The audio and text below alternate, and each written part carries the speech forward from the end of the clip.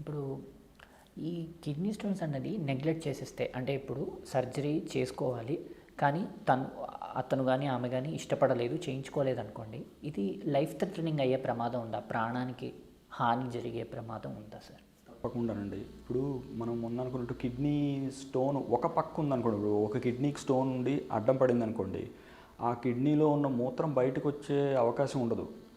కానీ రెండో పక్క కిడ్నీ ఉండడం వలన వాళ్ళకి యూరిన్ బయటకు వస్తూ ఉంటుంది, పెద్ద ఇబ్బంది ఏమి ఉండదు. కానీ ఈ అడ్డం పడిపోయిన తాలూకా ఆ కిడ్నీ ఎక్కువ కాలం అడ్డం ఉంటే ఆ కిడ్నీ ఇక పూర్తిగా పనిచేయకుండా అయిపోయే అవకాశం ఉంది, దానికి ఇంకా పనితనం లేకుండా అయిపోతుంది. అదొక రకమైన ఇబ్బంది. రెండోది ఇన్ఫెక్షన్ వచ్చిందనుకోండి, రాయి ఉన్న చోట, ఇందాక మనం అనుకున్నట్టు రాళ్ళు ఉన్న చోట ఇన్ఫెక్షన్, అంటే ఫ్లో లేక స్టాగ్నెంట్గా అయిపోయిన చోట ఇన్ఫెక్షన్ వచ్చే అవకాశం ఉంది. ఇన్ఫెక్షన్ వస్తే యాప్సెస్లా తయారవుతుంది అక్కడ, అది ప్రాణానికి ప్రమాదం. చాలామంది అది యూరలాజికల్ యాప్సిస్ అంటే సార్, యాప్సెస్ అంటే అదే ఇప్పుడు పస్ అంటాం కదా, మామూలు చీమి పట్టేసినట్టు అయిపోయి ఆ కిడ్నీ పరిసర ప్రాంతాల్లో ఇక కిడ్నీ పనితనం పోతుంది. పైగా ఆ ఇన్ఫెక్షన్ వలన, అక్కడ ఉన్న చీమి ఆ ఇన్ఫెక్షన్ వలన ప్రాణానికి ప్రమాదం ఉంది. సెప్సిస్ అంటాం, సెప్సిస్ వచ్చే అవకాశం ఉంది. చాలామంది ఆ స్థాయి వచ్చాక ఇంకా నెగ్లెక్ట్ చేసే పరిస్థితి కూడా ఉండదు. వాళ్ళంతా వాళ్ళు పరిగెత్తు రావాల్సిందే, లేదా వాళ్ళ ఇంట్లో వాళ్ళైనా తీసుకొస్తారు. లేదంటే ఎందుకంటే ఇంకా ప్రాణానికి ప్రమాదం వచ్చేసింది, చివరికి వచ్చేసినట్టు. ఇంకా అది ప్రమాదం లేదు. ఒక్కోసారి కిడ్నీలో రెండు పక్కల అడ్డం పడచ్చు రాయి, అది కొంచెం తక్కువ. లేదు రెండు దారులు కలిసి బయటకు వచ్చే దగ్గర అడ్డం పడింది అనుకోండి, రెండు కిడ్నీలు మూసుకుపోతాయి. రెండు కిడ్నీలు మూసుకుపోతే ఇక యూరిన్ బయటకు రాకపోతే అది మళ్ళీ ప్రమాదం. అది ఇంకా అది ప్రాణానికి, కిడ్నీ చేసే పని చేయనట్టు, ఇంకా చేయలేదు రెండు పనులు, అది కూడా ప్రమాదం. సో మెయిన్గా ఇన్ఫెక్షను, రాయి వలన వచ్చే ఇన్ఫెక్షన్ మెయిన్ ప్రమాదం. అడ్డం పడి కిడ్నీ పని చేయకపోతే వచ్చేది ఇంకో ప్రమాదం. ఈ రెండు ప్రాణాంతకం అవుతాయి పేషెంట్ని నెగ్లెక్ట్ చేస్తే కుదరదు. సో ఇనీషియల్గా ఉన్నప్పుడే ఏదో ఒక ఇది చేసుకుంటే మంచిది. సాధారణంగా కిడ్నీ స్టోన్ వాళ్ళు నెగ్లెక్ట్ చేసుకునే అవకాశం ఉండదు, ఎందుకంటే విపరీతమైన నొప్పి ఉంటుంది వాళ్ళకి.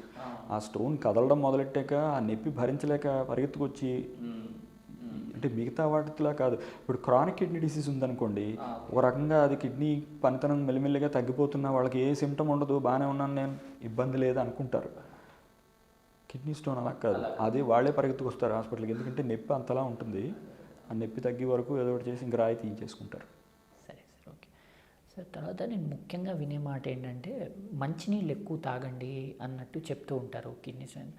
అంటే మంచినీళ్ళు తాగడం వల్ల వీళ్ళకి ఎంతవరకు ఉపయోగం, అసలు అది కరెక్ట్గా తాగకపోతే ఏమేమి ప్రాబ్లమ్స్ అవుతుంది సార్?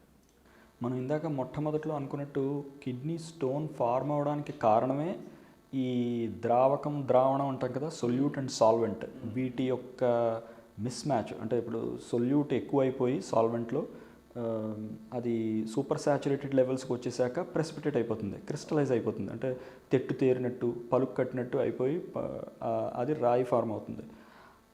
అంత పరిస్థితి రావడానికి కారణం అందులో ఉన్న నీటి శాతం తక్కువ అయిపోవడం.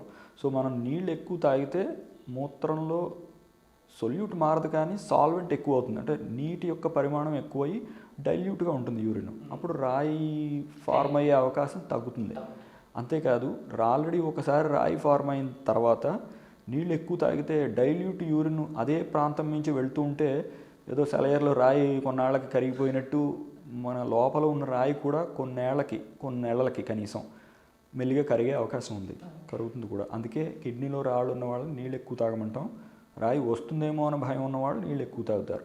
అంటే ఎక్కువ అంటే ఏదో 6-7 లీటర్లు తాగాలని కాదు, సాధారణంగా 3 లీటర్లు 24 గంటల్లో 3 లీటర్లు తాగితే చాలామందికి సరిపోతుంది. ఏదో కొన్ని స్పెషల్ కిడ్నీ వ్యాధులు ఉన్నాయి, డయాబెటీస్ ఇన్సిపిడస్, ఇలాంటి వాళ్ళు తప్ప మిగతా వాళ్ళందరికీ 3 లీటర్లు సరిపోతుంది. అలాంటి వేరే ఇబ్బందులు ఉన్న వాళ్ళకి ఇంకొంచెం ఎక్కువ తాగాల్సి ఉంటుంది, అది వేరే విషయం మామూలుగా. సో నార్మల్గా అయితే రోజుకి 3 లీటర్స్ దాకా, 3 litres in 24 hour period is usually more than enough. అంటే కిడ్నీలో రాయి రాకుండా ఉండడానికి సరిపడా నీళ్ళు అది సరిపోతుంది.